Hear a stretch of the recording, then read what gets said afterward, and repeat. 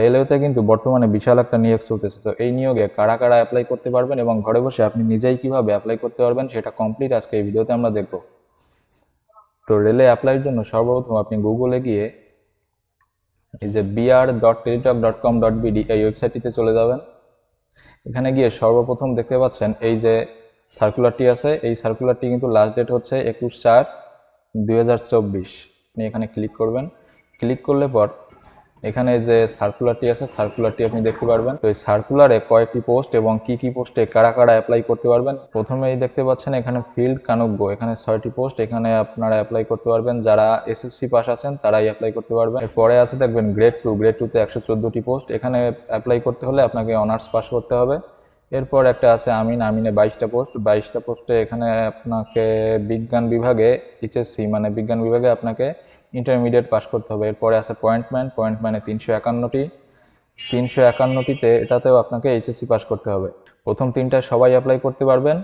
এবাদে লাস্টে যে পয়েন্টসম্যানে আছে, পয়েন্টসম্যানে পাবনা, নীলফামারী, লালমনিরহাট, কুষ্টিয়া জেলা ছাড়া আর যারা আছেন সবাই অ্যাপ্লাই করতে পারবেন। তো আসুন দেখা যাক যে আমরা অ্যাপ্লাইটা কিভাবে করব। এখানে অ্যাডভার্টাইজমেন্টের নিচে দেখেন আপনার অ্যাপ্লিকেশন ফর্ম আছে, অ্যাপ্লিকেশন ফর্মে এটাতে টিক চিহ্ন দিয়ে নেক্সটে যাওয়ার পর আপনি কোন পোস্টে অ্যাপ্লাই করবেন সেই পোস্টটা সিলেক্ট করবেন। আমি এখানে গ্রেড 2তে অ্যাপ্লাই করতেছি, দিয়ে নেক্সট। এখানে আপনার অল জবের যদি আইডি থাকে তাহলে তো ভালো, ইয়েস দিয়ে আইডিটা দিয়ে দিবেন, আর যদি না থাকে তাহলে নো দিয়ে এখানে নেক্সটে চলে যাবেন। নেক্সটে যাওয়ার পর আপনার এখানে নাম ইংলিশে লিখবেন, ইংলিশে লেখার পর এখানে বাংলায় লিখে দিবেন। এরপর হচ্ছে ফাদার্স নেমটাও বাংলায় লিখে দিবেন। এরপরে মাদার্স নেমও আপনাকে বাংলায় লিখতে হবে। এরপর হচ্ছে আপনার জন্ম তারিখ দেওয়ার সময় এখানে একটু খেয়াল রাখবেন, এখানে কিন্তু প্রথমে মাস, তারপরে দিন, তারপরে বছর। এখানে আপনি সিলেক্ট করতে পারেন, প্রথমে আপনার যে বছর আছে বছর সিলেক্ট করবেন, এরপরে কোন মাস কত দিন। তাহলে আমার এখানে হচ্ছে 8 মাস 10 দিন 1996। এরপর ন্যাশনালিটি বাংলাদেশি আছে, রিলিজিয়ন আপনার ধর্ম, জেন্ডার, আইডি আপনার এনআইডি কার্ডের নম্বরটা দিয়ে দিবেন। আইডি কার্ডের নম্বর দেওয়ার পর যদি জন্ম নিবন্ধন নাম্বার থাকে দিয়ে দিবেন, পাসপোর্ট আইডি থাকলে দিয়ে দিবেন, না থাকলে না। এরপরে আপনার বৈবাহিক অবস্থা, বিবাহিত অবিবাহিত, মোবাইল নম্বর।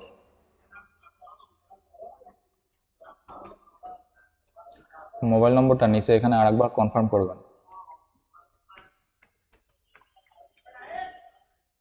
এরপরে আপনার যে ইমেল অ্যাড্রেস আছে ইমেল অ্যাড্রেসটা দিয়ে দিবেন।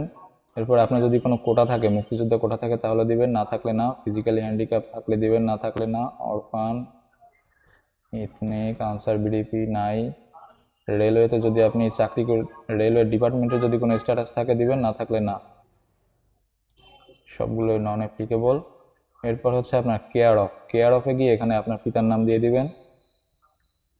পিতার নাম দিয়ে আপনার এখানে হচ্ছে বর্তমান ঠিকানা আপনার গ্রামের নাম লিখে দিবেন। এরপরে আপনার জেলা সিলেক্ট করবেন। জেলা সিলেক্ট করার পর আপনার পোস্ট অফিস এবং নিচে পোস্ট কোডের নম্বর। আপনার যদি স্থায়ী ঠিকানা বর্তমান ঠিকানা একই হয় তাহলে এখানে একটা টিক চিহ্ন আছে, সেম অ্যাজ প্রেজেন্ট অ্যাড্রেস, এটা দিয়ে দিবেন। আর যদি আলাদা হয় তাহলে আপনি ওটা আলাদা করে আরেকবার লিখে দিবেন। তারপর সেম একই নিয়মে জেলা সিলেক্ট করবেন, জেলা, উপজেলা, পোস্ট অফিস, পোস্ট কোড। আচ্ছা, তো এখানে আমাদের ঠিকানা সিলেক্ট করা শেষ। এরপরে আপনার যে শিক্ষাগত যোগ্যতা আছে এই শিক্ষাগত যোগ্যতাটা এখানে ফিল আপ করবেন। শিক্ষাগত যোগ্যতার জন্য প্রথমে আপনার এসএসসি আপনার কোন বোর্ড, রোল নম্বর, এরপর হচ্ছে আপনার পয়েন্ট, আপনি কোন সাবজেক্টে পাস করেছেন এবং পাসিং ইয়ার।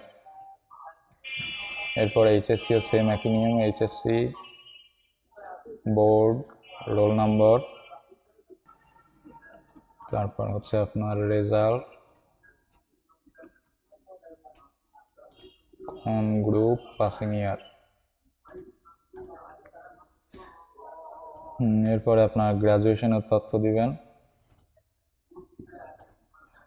সাবজেক্ট আর ইউনিভার্সিটির নাম এখানে আপনি একটু লিখলেই পেয়ে যাবেন। এরপর হচ্ছে পয়েন্ট, এরপর আপনার কোর্স ডিউরেশন, যারা অনার্স করেছেন তাদের 4 বছর, যারা ডিগ্রি করেছেন তাদের 3 বছর। এরপর আপনি যদি মাস্টার্স করে থাকেন তাহলে এখানে একটা ক্লিক করে মাস্টার্সের তথ্যগুলো ফিল আপ করে দিবেন।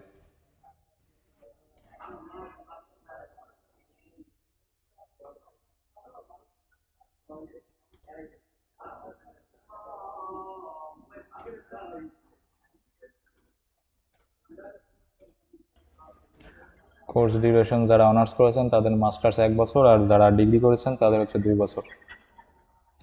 এরপর আপনার যদি বিগত চাকরির কোনো এক্সপিরিয়েন্স থাকে তাহলে এখানে একটি ক্লিক করে দিয়ে দিতে পারেন, না থাকলে না, এটা খুব বেশি জরুরি না। এরপর হচ্ছে আপনার এখানে অ্যাপ্লিকেশনে দেখবেন আপনার হাইট চেয়েছে 5 ফুট 6 ইঞ্চি, তো আপনি আপনার যে হাইট 5 ফুট 6 ইঞ্চির বেশি থাকলে বেশি দিবেন, যেটা আছে সেটাই দিয়ে দেবেন। আমি 5 ফুট 7 দিয়ে দিচ্ছি। আর ই physically fit, strong and healthy, আপনি কি হেলদি বা ফিট কিনা কাজের জন্য, ইয়েস দিয়ে দিবেন। দেওয়ার পর এখানে একটা ক্যাপচা কোড আছে, ক্যাপচা কোডটা দিয়ে দিবেন।